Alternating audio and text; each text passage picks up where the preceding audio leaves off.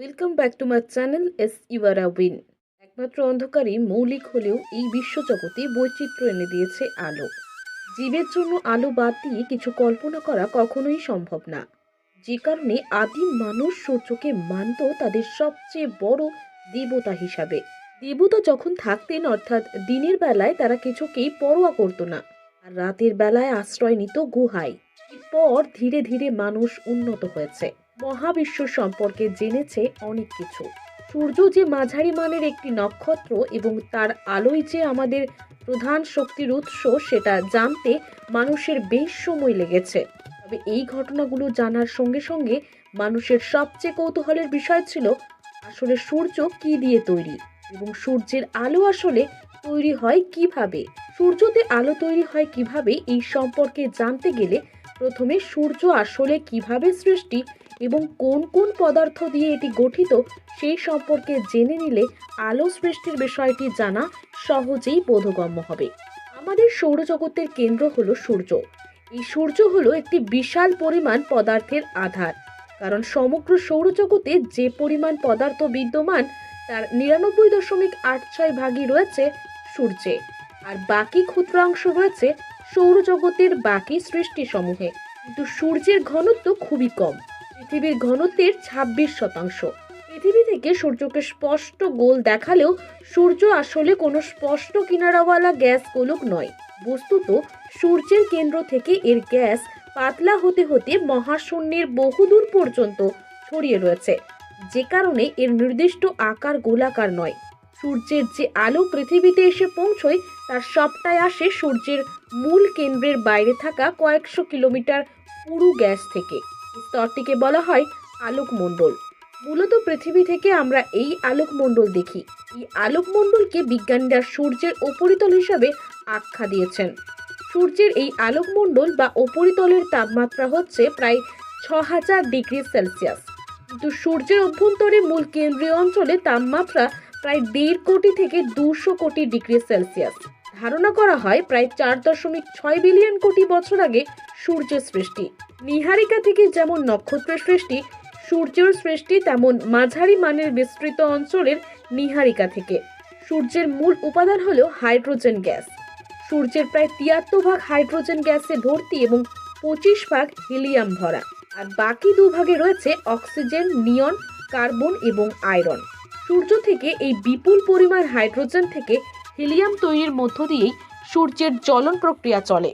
4.6 billion কোটি বছর আগেকার সূর্যে এতদিন পরও যদি হাইড্রোজেনের পরিমাণ মাত্র 73%, তাহলে বাকিটা অংশ হাইড্রোজেন পুড়ে হিলিয়াম হতে কত বিশাল সময় লাগতে পারে সেটা এক বিশাল হিসাবের ব্যাপার। বিজ্ঞানীরা বলছেন আরও কয়েক হাজার কোটি বছরের বেশি সময় লাগতে পারে সমস্ত হাইড্রোজেন জ্বলে সূর্য তার পরিণতিতে পৌঁছতে। এই সকল হিসেবে উপনীত হওয়া যায় বর্তমান সময়ে সূর্যের একটি স্থিতি অবস্থা চলছে। তবে সূর্যের স্থিতি এই বর্তমান সময়ের পরিমাণ বেশ দীর্ঘ। অন্তত পৃথিবীতে মানুষের বিচরণ যে 10 লাখ বছর ধরে, সেই 10 লাখ বছর থেকেও কয়েক গুণ বেশি সময় হলো সূর্যের বর্তমান এই স্থিতিবস্থা। এবং সূর্যে হিলিয়ামের পরিমাণ হাইড্রোজেনের তুলনায় বেশি না হওয়া পর্যন্ত এই স্থিতিবস্থা চলবে, যা আরও কয়েক কোটি বছর সময় সাপেক্ষ ব্যাপার। কিন্তু সূর্যের আলো সৃষ্টি হয় কিভাবে, সেটি জ্যোতির্বিজ্ঞানের প্রথম দিক থেকেই প্রবল আগ্রহের বিষয় হিসাবে পরিগণিত। আগেই বলা হয়েছে সূর্য হলো বিশাল একটি গ্যাস পিণ্ড। এতে হাইড্রোজেন অবিরাম জ্বলনের মাধ্যমে হিলিয়াম তৈরি হয়ে চলেছে। এই জ্বলনকে বৈজ্ঞানিক শব্দে বললে বলা যেতে পারে নিউক্লিয় বিক্রিয়া। আমরা জানি সূর্য নিজের চারিদিকে প্রবল গতিতে ঘোরার পাশাপাশি সমস্ত সৌরজগৎ নিয়ে সেকেন্ডে 19.2 কিলোমিটার বেগে মহাশূন্যের ভেতর দিয়ে গমন করে। এই সময় মহাকর্ষগত টানের ফলে সূর্যের গ্যাস কণিকাগুলো প্রবল বেগে ছুটে চলার সময় কণিকায় কণিকায় ঘর্ষণের ফলে প্রচণ্ড উত্তাপের সৃষ্টি হয়। এই উত্তাপের ফলে ফিউশন প্রক্রিয়ায় হাইড্রোজেন নিউক্লিয়াস একীভূত হয়ে হিলিয়াম নিউক্লিয়াসে রূপান্তরিত হয়। এই প্রক্রিয়া হিলিয়াম তৈরির ক্ষেত্রে 4টি হাইড্রোজেন নিউক্লিয়াস থেকে একটি হিলিয়াম নিউক্লিয়াসে রূপান্তর ঘটে। এই নিউক্লিয় রূপান্তর প্রক্রিয়ার সময় কিছু পরিমাণ বস্তু খোয়া যায়, যেমন 1 কিলোগ্রাম হাইড্রোজেন রূপান্তরিত হয়ে 992 গ্রাম হিলিয়াম তৈরি করে। এই বাকি 8 গ্রাম যে বস্তু খোয়া যায় তা রূপান্তরিত হয় শক্তিতে। এই শক্তি হলো আলো। এই আলোর মধ্যে তাপ থেকে শুরু করে অনেক কিছু বিদ্যমান। এভাবেই সূর্যের মধ্যে প্রতি সেকেন্ডে 40 লাখ টন বস্তু খোয়া যায় এবং এই থেকে প্রতি সেকেন্ডে 3.7 লাখ কোটি ওয়াট শক্তি বিকীর্ণ হয়।